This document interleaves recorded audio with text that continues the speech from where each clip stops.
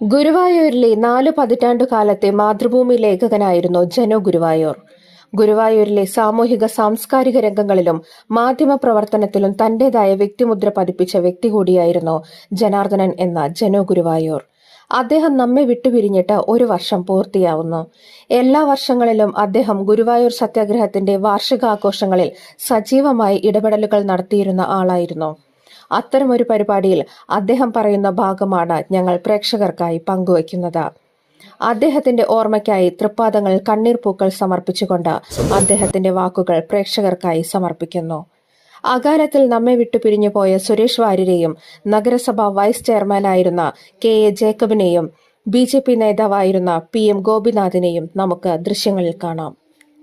ഗുരുവായൂരിന്റെ ചരിത്രത്തിൽ തങ്കലിപികളാൽ കുറിക്കപ്പെടേണ്ട ദിവസമാണ്. നമുക്കറിയാം, നവംബർ 1 ഗുരുവായൂർ ക്ഷേത്ര പ്രവേശന സത്യാഗ്രഹ സമരം ആരംഭിച്ചത്. 1936 നവംബർ 12 തിരുവിതാംകൂർ മഹാരാജാവ് തിരുവിതാംകൂർ ക്ഷേത്രങ്ങളിലെ ക്ഷേത്രപ്രവേശന വിളംബരം പുറപ്പെടുവിച്ചു. എന്നാലും ഗുരുവായൂരിൽ അത് ബാധകമായിരുന്നില്ല. എന്നാൽ 1947 ജൂൺ 2 മദ്രാസി സർക്കാർ ബില്ല് കൊണ്ടുവന്നതിന് ശേഷമാണ് എല്ലാ ഹിന്ദുക്കൾക്കും എല്ലാ ദിവസവും ഗുരുവായൂർ ക്ഷേത്രത്തിൽ പ്രവേശിക്കാൻ കഴിഞ്ഞത്. അതിനു മുൻപ് ഏകാദശി ദിവസം മാത്രമേ ഹിന്ദു വിഭാഗത്തിലെ എല്ലാവർക്കും പ്രവേശിക്കാൻ സാധിച്ചു. 1931 മെയ് മാസം വടകരയിൽ ചേർന്ന കോൺഗ്രസ് സംസ്ഥാന സമ്മേളനത്തിലായിരുന്നു ഹരിജനങ്ങൾക്ക് ഗുരുവായൂർ ക്ഷേത്രത്തിൽ പ്രവേശനം അനുവദിക്കണമെന്നുള്ള പ്രമേയം പാസാക്കിയത്. അതിന്റെ അടിസ്ഥാനത്തിൽ തന്നെ ഒരു സമരസമിതിക്ക് രൂപം കൊടുക്കുകയും ചെയ്തു. എന്തായാലും 1936 തിരുവിതാംകൂറിലെ ക്ഷേത്രപ്രവേശന വിളംബരം പുറപ്പെടുവിച്ചുവെങ്കിലും അന്നും ഗുരുവായൂർ ക്ഷേത്രത്തിൽ പ്രവേശനം അനുവദിച്ചിരുന്നില്ല.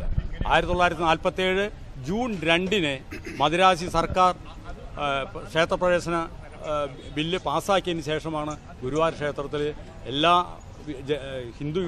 ഹിന്ദു മതത്തിലെ എല്ലാ വിഭാഗങ്ങൾക്കും പ്രവേശിക്കാൻ അനുമതി ലഭിച്ചത്. അതിനു മുൻപ് ഏകാദശി ദിവസം മാത്രമായിരുന്നു ഗുരുവായൂർ ക്ഷേത്രത്തിലെ എല്ലാ വിഭാഗങ്ങൾക്കും പ്രവേശനം